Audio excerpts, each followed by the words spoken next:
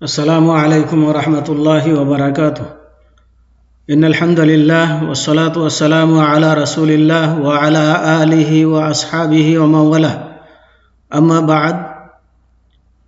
সম্মানিত ছাত্র ভাইয়েরা, আমি এখন লেভেল 3-র ফিকর ক্লাস আরম্ভ করছি। বিষয় যাকাতুল ফিতর।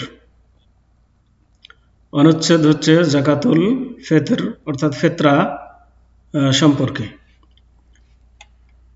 ফিতরা কাকে বলে আমরা প্রথমে ফিতরা সম্পর্কে জেনে নিব। তার পরিমাণ কি, ফিতরা কে বিধান হিসাবে প্রবর্তন করার রহস্য কি, এসবগুলো এর আলোচনার মধ্যে আসবে। ফিতরা কারা পাবে, ফিতরা কোন সময় বের করতে হবে, কি দ্বারা ফিতরা দিতে হবে, এ সকল আলোচনা নিয়ে ফিতরার অনুচ্ছেদ। তো আসুন প্রথমে আমরা জেনে নিই ফিতরা কাকে বলে। তো ফিতরার সংজ্ঞা হচ্ছে অর্থহীন ও অশ্লীল কথা বলত রোজাদারকে পবিত্র করণার্থে ঈদুল ফিতরের নামাজের পূর্বে নিঃস্ব ও অভাবগ্রস্তদের জন্য একসা খাদ্য প্রদান করাকে ফিতরা বলে। তার মানে অর্থহীনদের জন্য খাদ্যের ব্যবস্থা করা এবং রোজাদারের রোজার মধ্যে অশ্লীল কথাবার্তা বলার কারণে যে ত্রুটি বিচ্যুত হয়েছে সে ত্রুটি বিচ্যুতি থেকে মুক্ত হওয়ার জন্য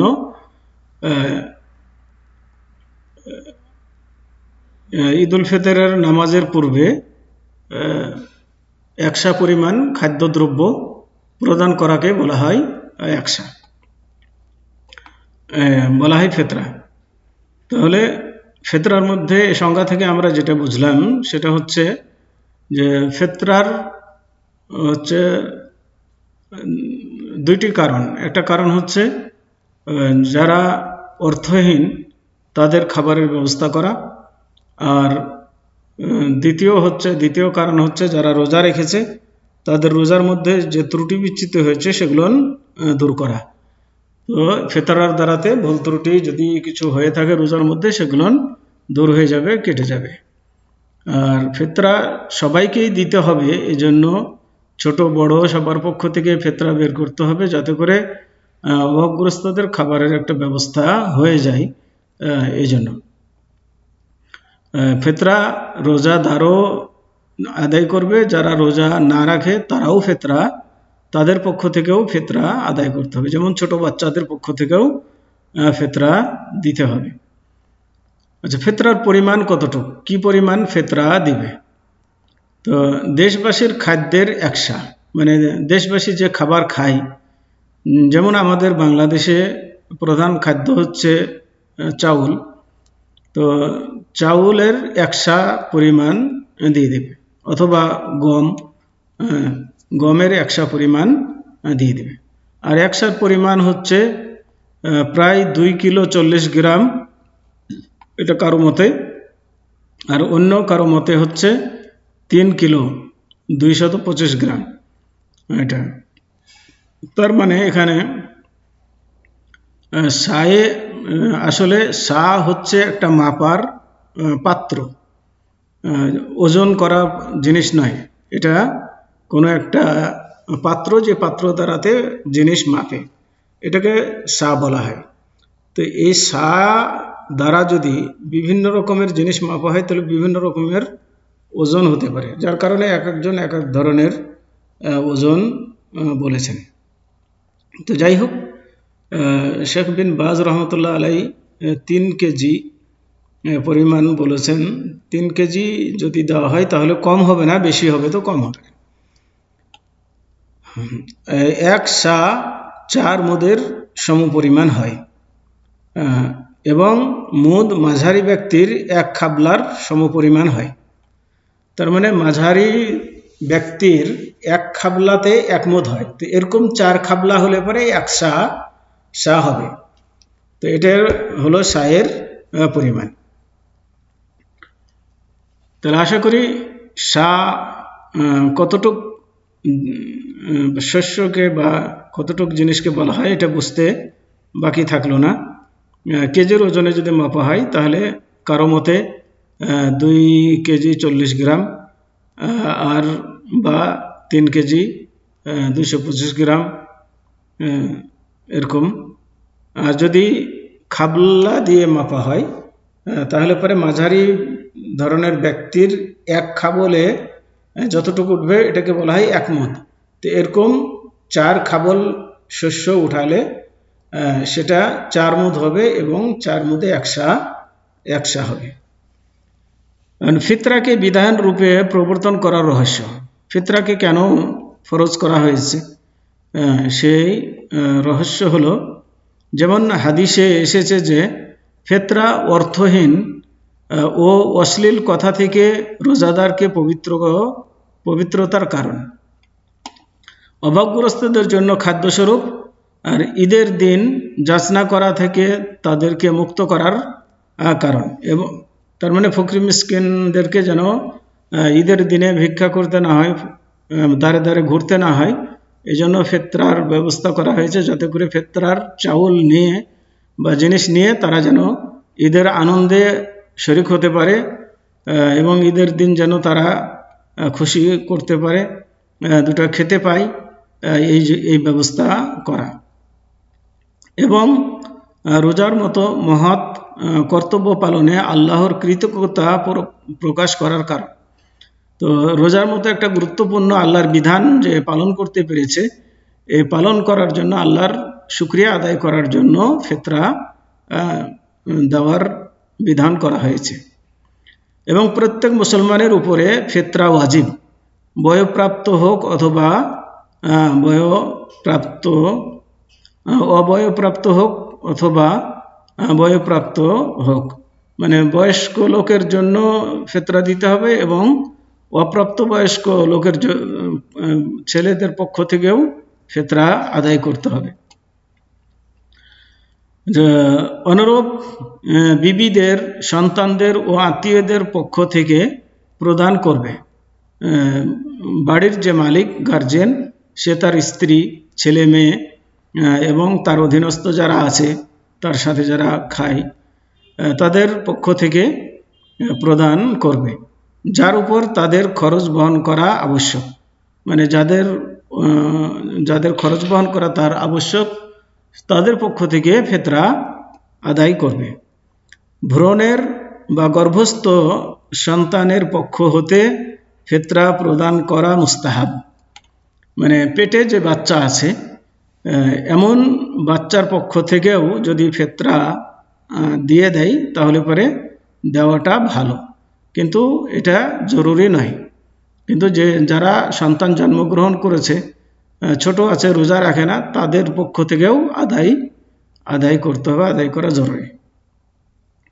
মর্মে হাদিস এসেছে, আন ইবনে উমর রাদিয়াল্লাহু আনহুমা ক্বালা ফারাযা রাসূলুল্লাহ সাল্লাল্লাহু আলাইহি ওয়াসাল্লাম যাকাতাল ফিত্র সা'আম মিন তামরিন আও সা'আম মিন শাঈরিন আলাল আবদি ওয়াল হুররি ওয়াল যাকারি ওয়াল উনসা ওয়াস সাগীরি ওয়াল কাবীরি মিনাল মুসলিমিন ওয়া আমারা বিহা আন তুআদ্দা ক্বাবলা খুরুজিন নাসি ইলাস সালাতি। অর্থাৎ ইবনে উমর রাদিয়াল্লাহু তাআলা আনহু থেকে বর্ণিত। এখানে ইবনে দুইবার আছে, এটা একটা অতিরিক্ত, এটা বাদ যাবে, একবার ইবনে উমর বললেই হবে। ইবনে উমর রাদিয়াল্লাহু তাআলা আনহু থেকে বর্ণিত, তিনি বলেন, আল্লাহর রাসূল সাল্লাল্লাহু আলাইহি ওয়াসাল্লাম মুসলিম দাস ও স্বাধীন ব্যক্তি, নর নারী এবং ছোট বড় সকলের প্রতি সাদকায়ে ফিতর 1 সা খেজুর কিংবা 1 সা জব নির্ধারিত করে দিয়েছেন। এখানে স্বাধীন বলতে মানে আগে মানুষ কেনা বেচা হতো, তো যারা বিক্রিত নয় তাদেরকে বলা হয় স্বাধীন মানুষ, আর যাদেরকে কিনে নেওয়া হয়েছে দাস হিসাবে, তারা হচ্ছে দাস, ওরা স্বাধীন নয়। তো যদি কারো নিকটে দাস থাকে তাহলে দাসের পক্ষ থেকেও সাদাকাতুল ফিতর দিতে হবে। এটা সহিহ বুখারী শরীফের হাদিস নম্বর হচ্ছে 1503 এবং সহিহ মুসলিম হাদিস নম্বর 12/984। তবে হাদিসের শব্দগুলো সহিহ বুখারী থেকে নেওয়া হয়েছে। উপরে যে হাদিসের শব্দগুলো পাঠ করা হলো, এই শব্দগুলো বুখারীর মধ্যে আছে, সেখান থেকে এটা নেওয়া হয়েছে। এটা বলার উদ্দেশ্য হলো এই যে শব্দগুলো বুখারী থেকে নেওয়া হয়েছে, তার মানে বুখারীর শব্দের সাথে এই শব্দগুলোর মিল রয়েছে। কিন্তু এই হাদিসটি মুসলিম শরীফও আছে, তো মুসলিম শরীফের মধ্যে হয়তো শব্দের কিছু পরিবর্তন থাকতেও পারে। তো এই জন্য এটা সতর্কতার জন্য, যাতে করে মানুষ মানে দ্বিধাদ্বন্দ্বের মধ্যে না পড়ে, এই জন্য কথাটা বলে দেওয়া হলো। ফিতরা প্রদান করার সময় ফিতরা কখন দিবেন? আমাদের দেশে দেখা যায় রমজান মাস শুরু হওয়ার পর থেকেই ফিতরা দিতে আরম্ভ করে, কিন্তু না, ফিতরা দেওয়ার একটা নির্ধারিত সময় রয়েছে, সেই সময়ের মধ্যেই দিতে হবে। এটা যেমন সময়ের আগে দিলেও ফিতরা হিসেবে হবে না, আবার সময়ের পরে দিলেও সেটা ফিতরা হিসেবে আদায় হবে না, সাধারণ সাদকা বা দান হিসেবে গ্রহণ হবে। এই জন্য সময় মতো ফিতরা আদায় করতে হবে। এই জন্য আল্লাহ রসুল সাল্লাল্লাহু আলাইহি ওয়াসাল্লাম ঈদের নামাজের পূর্বে ফিতরা প্রদান করার নির্দেশ দিয়েছেন। ঈদগাহে যাওয়ার আগে ফিতরা দিয়ে যাবে। ঈদের একদিন কিংবা 2 দিন পূর্বে প্রদান করা বৈধ। তার মানে ঈদের দিন ঈদগাহে যাওয়ার আগে ফিতরা দেওয়া, এটা হচ্ছে উত্তম সময়। আর প্রয়োজন যদি দেখা দেয় যে এই সময়ে বের করতে পারবে কি পারবে না, বা মানুষের কাছে পৌঁছাতে পারবে কি পারবে না, এমন যদি দ্বিধাদ্বন্দ্ব থাকে, তাহলে ঈদের একদিন আগে অথবা 2 দিন আগে ফিতরা বের করা যাবে এবং মানুষদের কাছে পৌঁছানো যাবে। তবে ঈদের দিন ঈদের নামাজের পূর্বে প্রদান করাই উত্তম। ঈদের একদিন বা 2 দিন আগে এটিও সাহাবাদের আমল থেকে প্রমাণিত আছে, আব্দুল্লাহ বিন উমর রাদিয়াল্লাহু তাআলা আনহু থেকে, যে তিনি কি করতেন, ঈদের একদিন বা 2 দিন আগে ফিতরা বের করতেন।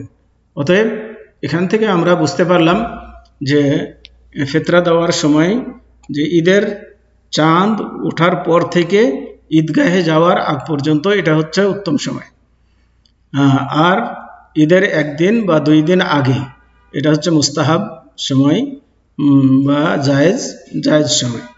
তো এটা হচ্ছে ফিতরা দেওয়ার সময়। এর আগে যদি কেউ বের করে তাহলে ফিতরা হবে না, বা এর পরেও যদি কেউ বের করে তাহলেও সেটি ফিতরা হিসেবে গণ্য হবে না।